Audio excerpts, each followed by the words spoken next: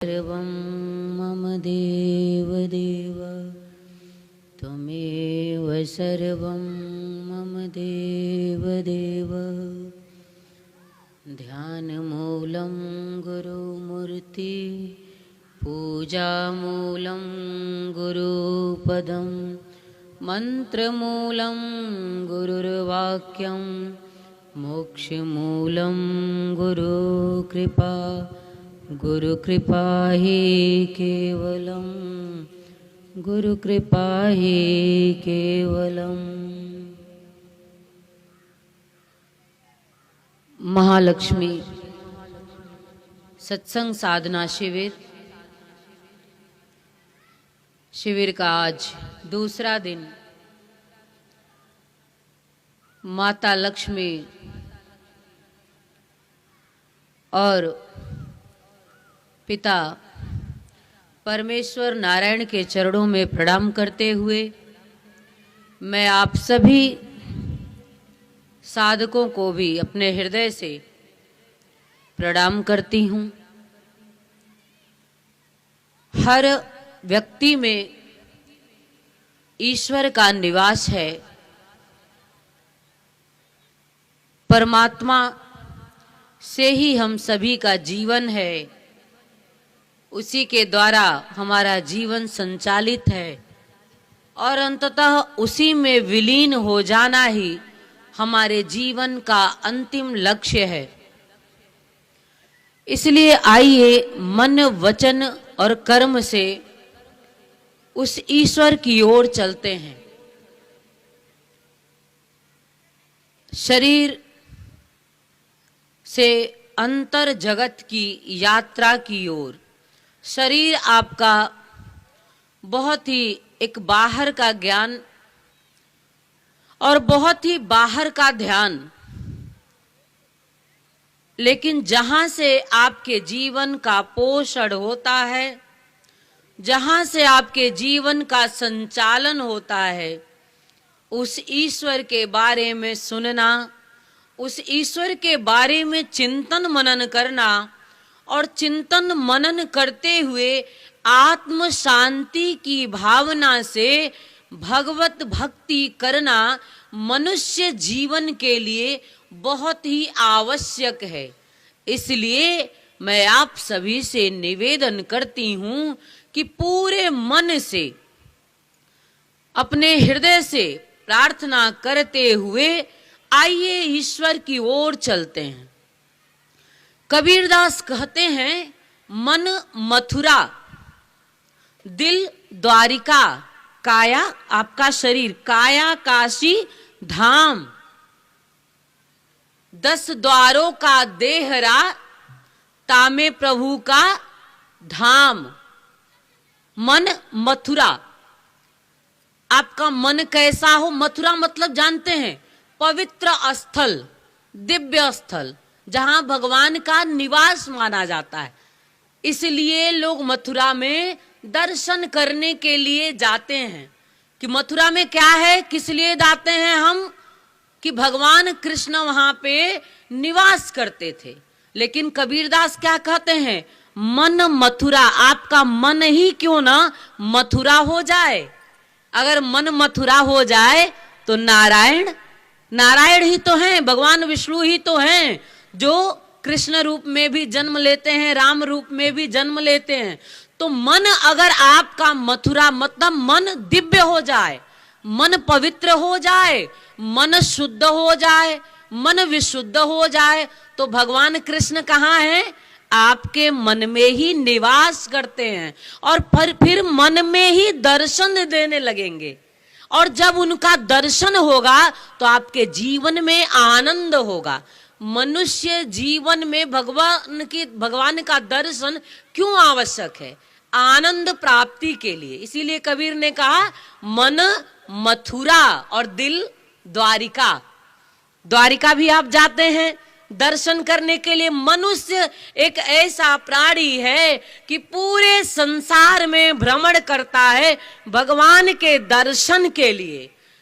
भ्रमण करते के चारों धाम की यात्रा कराता है, गंगा नहाने जाता है, जाना भी चाहिए, क्योंकि जब देव दर्शन करने के लिए हम जाते हैं तो उससे भी हमारे मन पे प्रभाव पड़ता है, अच्छा प्रभाव पड़ता है। लेकिन सिर्फ बाहर से ही दर्शन को मत समझिए, क्योंकि सिर्फ बाहर से जब समझेंगे तो दौड़ तो लगेगी लेकिन दर्शन नहीं होगा। और हम क्या चाहते हैं, गुरु क्या चाहता है? अभी निषाद जी ने गाया, आंखों को जो खोल दे। आंखों को खोलने के लिए गुरु मिलता है। आंख कैसी? एक तो ये चर्म चक्षु है जिससे आप संसार देखते हैं, अपना घर परिवार देखते हैं, लेकिन एक दिव्य चक्षु है, अंतर मन का चक्षु है, जिसके माध्यम से हम भगवान को देख सकते हैं। और भगवान को देखने के बाद कहते हैं कि आपके जीवन का पाप ताप सब समाप्त हो जाता है और फिर आपके जीवन में आनंद बरसता है। सारे धर्म ग्रंथ, सारे हमारे शास्त्र और हमारे ऋषि मुनि साधु संतों ने हमेशा यदि बात की तो आनंद की बात की, और आनंद का उद्भव मनुष्य के ही अंदर छुपा है। और इसी हेतु को लेते हुए कबीरदास जी कहते हैं, मन मथुरा दिल द्वारिका। दिल आपका कैसा हो? आज का दिल कैसा हो गया है? कपट से भरा हुआ दिल। फिर क्या होगा? जहां कपट होगा, जहां छल होगा, क्या भगवान वहां निवास करेंगे? नहीं निवास करेंगे। तो दिल कैसा हो आपका? दिल भी आपका जो हो बड़ा शुद्ध हो, बड़ा पवित्र हो। जो आप अंदर रहें वही बाहर, और जो बाहर दिखे वो बड़ा ही सुंदर। आपका स्वभाव कैसा होना चाहिए? बड़ा सुंदर स्वभाव होना चाहिए, प्रेम से भरा हुआ हो, स्नेह से भरा हुआ हो, आत्मसम्मान से भरा हुआ हो। जब आप स्वयं स्नेह में रहेंगे, प्रेम में रहेंगे, तो जिस स्वभाव में रहेंगे वही प्रभाव आप संसार पर भी छोड़ेंगे। ये मनुष्य जीवन का हेतु क्या होना चाहिए? हम मनुष्य हैं और हमें अपना हर पल निर्माण करने की एक कोशिश करनी चाहिए।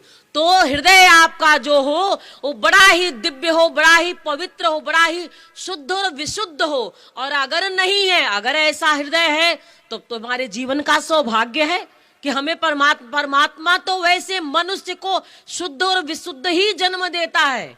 लेकिन मनुष्य जैसे जैसे बड़ा हो, जैसे कि आप बाहर निकलते हैं देखते हैं कितने धूल धुएं आपके ऊपर आ जाते हैं, वैसे ही आपके मन पे भी और वैसे ही आपके हृदय पर भी धूल और धुआं विचारों का, कुभावों का पड़ जाता है, और जिसके कारण आपके जीवन में बड़ी समस्याएं उत्पन्न हो जाती हैं।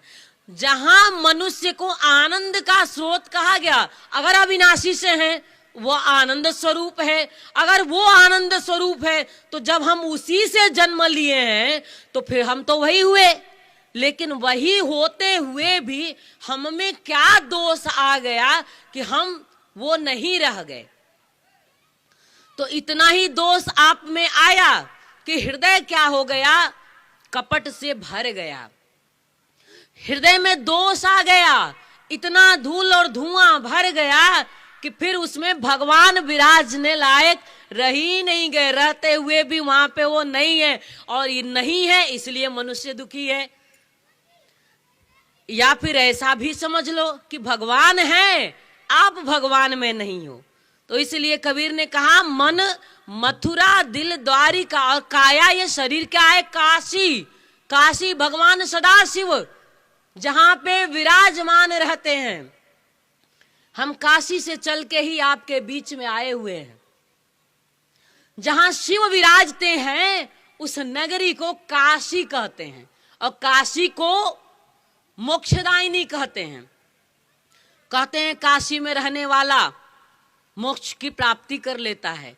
और कबीरदास कहते हैं, काया काशी जान, कि अपने इस शरीर को ही काशी समझो। अगर मन आपका दिव्य हो जाएगा, आपका हृदय दिव्य हो जाएगा, तो आपका ये शरीर भी, गुरु के शरीर की पूजा क्यों करते हो? कभी विचार किया? आपका भी शरीर है, गुरु का भी शरीर है, पर साधु संत ऋषि मुनि गुरुजन संत जो होते हैं क्यों पूजनीय हो जाते हैं? सिर्फ इसलिए हो जाते हैं क्योंकि वो अपनी काया को भी काशी की तरह निर्माण करते हैं। कैसे करना है? जितना कुछ भी बुरा है आपके अंदर, जैसे बहुत सारे लोग यहाँ किसान बैठे होंगे, आप खेत में बीज डालते हैं तो बीज डाल करके छोड़ नहीं देते हैं, निराई और गुड़ाई करते हैं। जो कुछ भी वहां पे खरपतवार उग आता है उसको निकालते हैं और खेत से बाहर फेंक देते हैं। क्यों फेंकते हैं? क्योंकि किसान इस बात को जानता है कि ये जो खरपतवार है ये ज्यादा उपजेगा और ये हमारे पौधे को नुकसान कर देगा, अनाज हमें कम मिलेगा। इसलिए मनुष्य को ये चेतना भी कहां से, आप में जो कुछ भी चेतना मिलती है वो ईश्वर से ही मिलती है।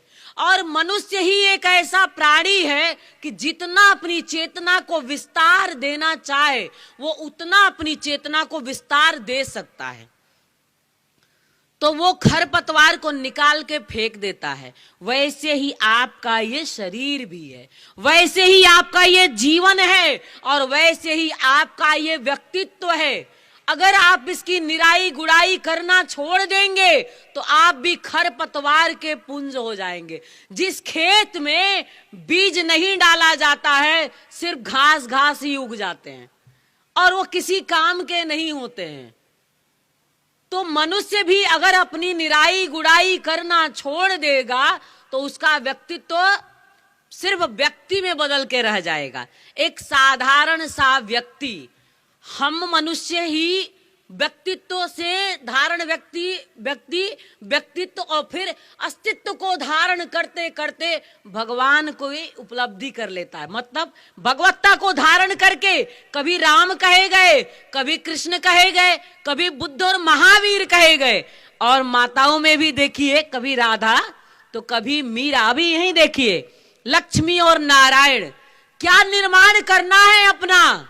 लक्ष्मी और नारायण की भांति, नारायण को देखिए मुस्कुराते हुए पूरे संसार का पालन करते हैं और मां लक्ष्मी को देखिए इतनी सुंदर। महिलाओं में अगर आपको कहीं से सीखना है तो माता लक्ष्मी को देखिए, हर समय श्रृंगार में रहती हैं, लेकिन उनका मूलतः श्रृंगार क्या है? उनका अपना प्रभाव। इसलिए पूरा संसार, क्या प्रभाव है उनका? पालन करने का जो सद्गुण है माता लक्ष्मी में। हम मनुष्यों का माता के रूप, आपकी माँ कौन है? एक जन्मदात्री माँ है, लेकिन एक ये आदि शक्ति माँ है, आदि लक्ष्मी। और इसीलिए हमने शुरू में कहा त्वमेव माता। आप सब जानते हैं, लेकिन ऐसा भाव हम नहीं रखते हैं।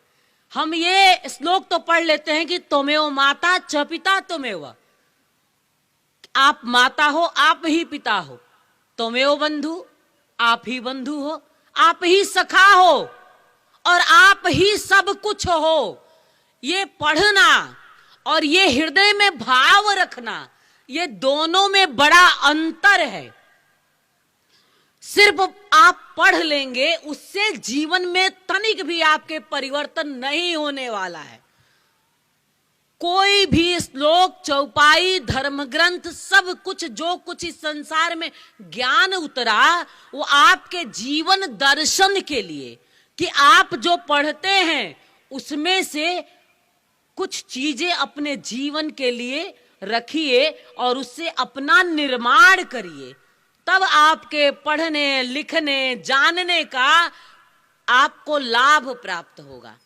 पर गलती क्या करते हैं? पढ़ते हैं, हम सब जानते हैं, जो सब जानता है, जो सब जानता है, मान करके चलना कि वो कुछ भी नहीं जानता है। जानते हो क्यों? क्योंकि जानने का एक पर्दा है अहंकार का, वो सामने खड़ा रहता है। मैं कोई भी, कुछ लोगों की आदत होती है, आप कुछ भी कहना शुरू करिए वो तुरंत एक बात कहेंगे, मैं तो जानता हूं, मैं तो जानती हूं। सब जानते हैं और परीक्षा की घड़ी आ जाए तो कुछ भी नहीं जानते हैं। ऐसा जानना किस काम का, रावण सब जानता था और सब जान के भी अहंकार बस कुछ भी नहीं जानता था। जब मैं था तब हरि नहीं, अब हरि है मैं नाई। जब तक मैं खड़ा होगा कि मैं सब जानने वाला, तब तक आप ब्रह्म ज्ञानी आप नहीं बन सकते हैं। ब्रह्म आपका वर्णन नहीं कर सकता है, क्योंकि जब आप सब जानते हैं फिर वो जनाने के लिए क्यों आए।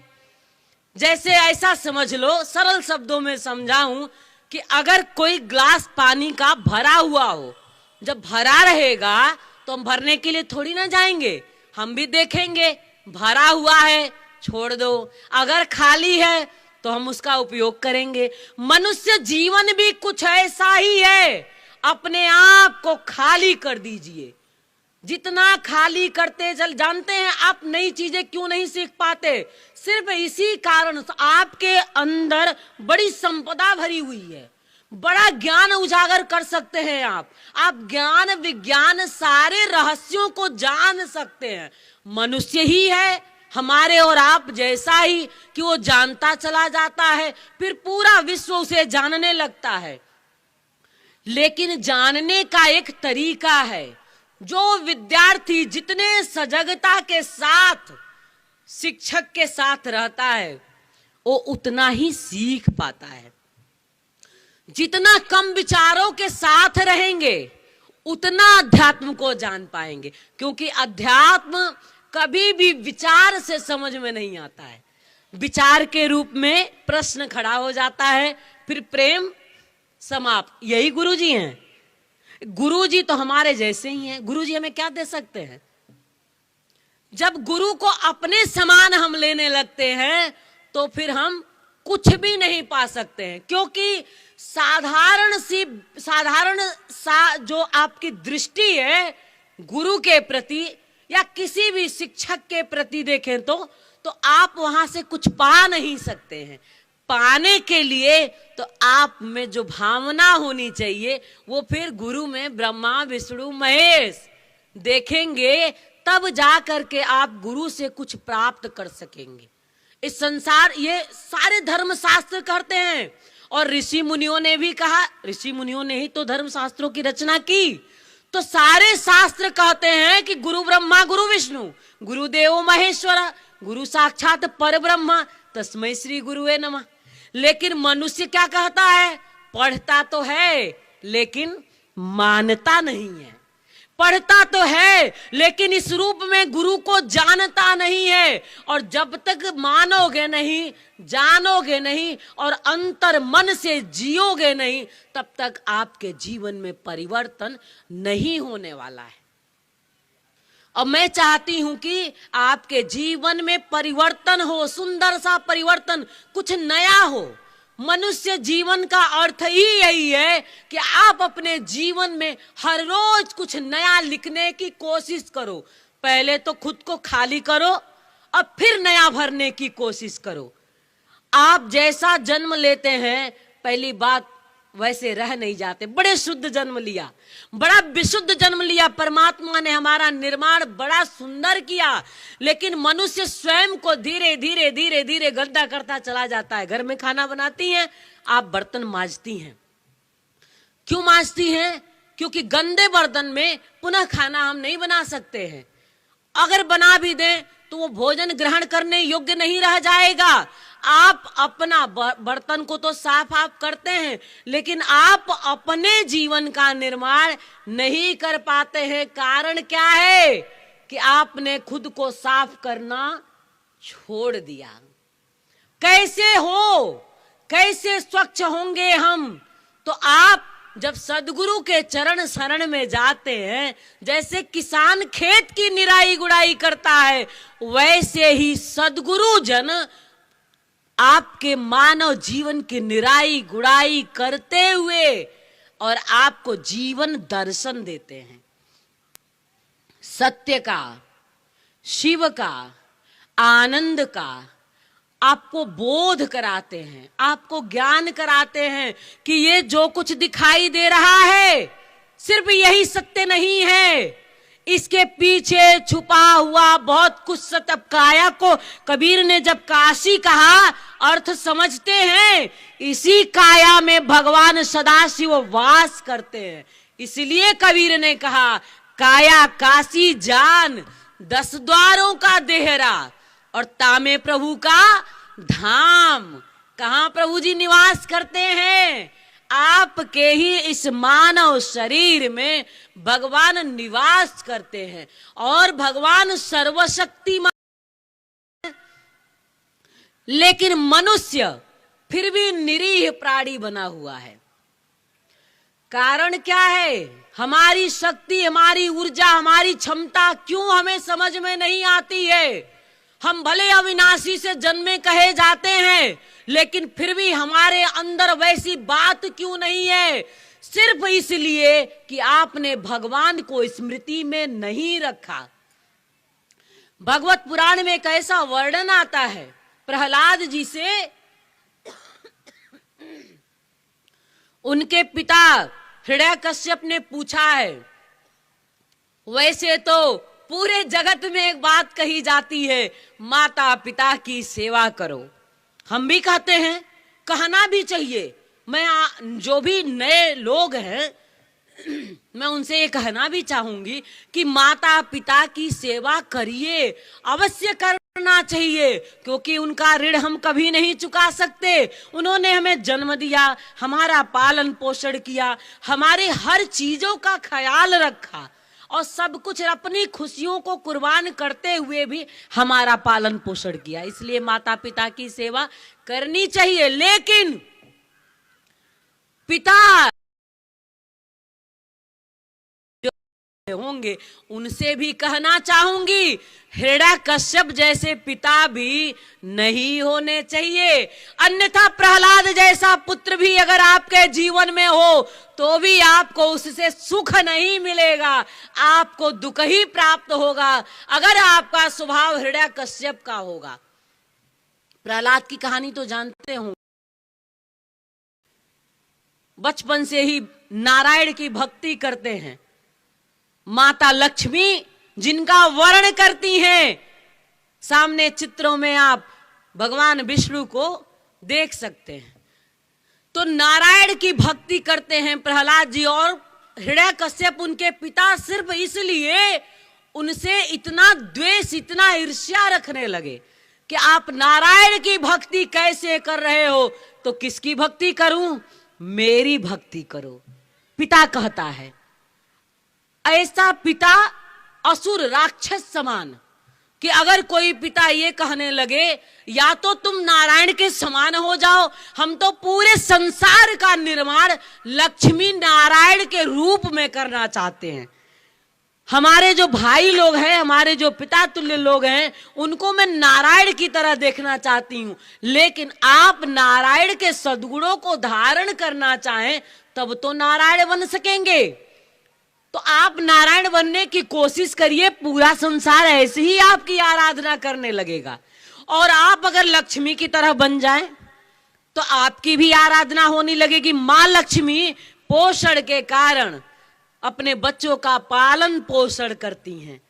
जहां भी निर्धनता हो वहां उपस्थित बस हो जाती हैं, धन धान्य से परिपूर्ण कर देती हैं। और महालक्ष्मी सत्संग साधना शिविर का जो एक उद्देश्य है वो सिर्फ यही है कि आपके जीवन से कैसे दरिद्रता समाप्त हो। जब उपासना करोगे मां लक्ष्मी की तो जरूर आपके घर में धन की वर्षा होगी, क्योंकि आप देख सको ना देख सको, बैठ करके आपकी प्रार्थना माता सुनती है। आप हमसे समस्या समाधान में आके कहते हैं कि ये हमारे जीवन की समस्याएं हैं, ये दूर हो जाए। मैं आपको कहती हूं कि श्रीमन नारायण नारायण करते करते रोज आप भगवान से कहिए, भगवान से अपने जीवन की जो कुछ भी समस्याएं हैं प्रार्थना के रूप में उनके चरणों में अर्पित करिए, और फिर देखिए आपके जीवन में परिवर्तन न हो तो फिर कहना। हो ही नहीं सकता कि आपके जीवन में परिवर्तन ना हो। विश्वास होगा तो फल मिलेगा, परिवर्तन होगा प्रार्थना अगर हृदय से निकलेगी तो आप एक बात ध्यान रखना, आप उसे देखो ना देखो पर वो आपको देख रहा है। आप उसे देखो ना देखो, वो आपको माता देख रही है और आप प्रार्थना करेंगे तो जीवन का कल्याण होगा। प्रहलाद जी भी अपने जीवन का कल्याण चाहते थे और कुछ लोगों का कहें कि कर्म भाव और विचार कि जन्म से ही भक्ति मिल गई। प्रहलाद जी के साथ भी ऐसा ही था। तो उन्होंने कहा कि तुमने शिक्षा के लिए गए थे गुरुकुल, तो जब वापस आते हैं तो गोद में बिठा करके हिरण्यकश्यप ने यही पूछा है कि सबसे सुंदर बात क्या सीखी वो बताओ। तो उन्होंने नवधा भक्ति की बात कर दी कि भगवान की भक्ति सबसे सुंदर बात कही। प्रहलाद जी ने क्या कहा पिता से कि सबसे सुंदर बात है इस संसार सागर में कि भगवान की भक्ति करो, भगवान के बारे में सुनो। आप सुनने के लिए आए हैं, सौभाग्यशाली हैं। और जो कुछ लोग जहां कहीं भी सुन पा रहे हैं सौभाग्यशाली हैं। भगवान के बारे में सुनो, भगवान को स्मृति में रखो, भगवान के बारे में चिंतन मनन करो, भगवान की सेवा करो। कैसे भगवान की सेवा कर सकते हैं? आप जो कुछ भी अन्न ग्रहण करते हैं तो पहले भगवान को याद कर लीजिए। खाने वाला तो भगवान ही है। आपके शरीर में जो खाता है वो भगवान ही तो है। सिर्फ भगवान ही निकल बस याद ही करना है, बाकी सारे कार्य भगवान से ही हो रहे हैं। उनके बिना मनुष्य की क्षमता क्या है? जीरो। जीरो मतलब खत्म। यही प्राण ऊर्जा के रूप में हमारे शरीर से वो निकल जाते हैं, आप ही के अपने लोग आपको राम नाम सत्य कहते हुए शमशान घाट पे पहुंचा देते हैं। क्या खो गया? प्राण खो गया। प्राण कहां से? वो अग्नि, प्राण अग्नि कही गई। वो अग्नि कहां से आती है? कौन सी ऐसी ऊर्जा है, कौन सी ऐसी क्षमता है कि हमारा शरीर चलाए माने? वही भगवान की ऊर्जा है, वही भगवान की शक्ति, वही भगवान की क्षमता है। और इसीलिए आपके इस शरीर में भगवान का वास कहा गया। आप देखना चाहोगे, मैं दर्शन करा रही हूं आपको। आपकी इन आंखों से जो देखता है वो ईश्वर है। आपके कान से जो सुनता है वो ईश्वर है। आपकी श्वासों में जो रमता है वो ईश्वर है। और सिर्फ जब वो आपका साथ छोड़ने लगता है और अंततः जब आपका साथ छोड़ देता है तो ईश्वर साथ छोड़ता है तो आपके जीवन का सब कुछ समाप्त हो जाता है। तो प्रहलाद जी ने यही कहा कि भगवान की भक्ति किस किस तरह से, तो सुनना भी भक्ति है, उनके बारे में पढ़ना भी भक्ति है, चिंतन मनन करते हुए स्मृति में रखना भी भक्ति है। और फिर सेवा, तो कैसे सेवा? आप खाइए तो भगवान को याद करिए। आपने भगवान को याद किया तो भोग लग गया। बस इतना ही करिए। गायत्री मंत्र पढ़ते हुए ओम भूर्भुवस्सुवः तत्सवितुर्वरेण्यं भर्गो देवस्य धीमहि धियो न प्रचोदयात्। गायत्री मंत्र पढ़ते हुए भगवान को भोग लगा। नहीं भी करते हैं, नहीं पढ़ना चाहते हैं, नहीं याद है, तो चलो इतना तक कह लो, हे भगवान भोजन ग्रहण करो, ये सेवा है। और सुबह जब उठ, कैसा सुबह होना चाहिए, जीवन की शुरुआत कैसी होनी चाहिए, वो भी ईश्वर से शुरुआत होनी चाहिए। उठें तो उसे याद करते हुए, आप बस उसे अपनी भाव पूजा भी दे दो। जैसे मान लो आप कहते हो समय नहीं है, सक्षम नहीं हूं, शरीर अचलस्त है, हम कहते हैं बिस्तर पे सोए रहते हो ना, भाव पूजा कर लो।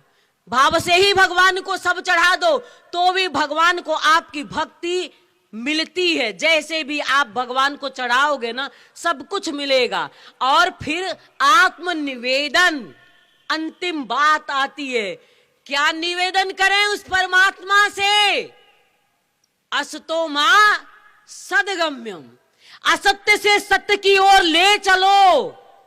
तमसो मां ज्योतिर्गम्यम, ये अंधकार है प्रभु, ये अज्ञान है, हम नहीं जानते हैं कुछ भी, हमें कुछ भी नहीं समझ में आता है। मुझे असत्य से सत्य की यात्रा कराओ ईश्वर, मुझे अंधकार से ज्ञान की ओर, प्रकाश की ओर ले चलो, ईश्वर से प्रार्थना करो। और फिर मृत्योर्मा मृतम गम्यम, मृत्यु से मर जाओगे आप, हम सब मरेंगे। लेकिन भगवान राम भी शरीर छोड़े थे, मर के भी नहीं मरे। और मनुष्य मरता है तो ऐसा मर जाता है कि एक दो पीढ़ी बाद लोग याद करने वाले भी नहीं रह जाते हैं।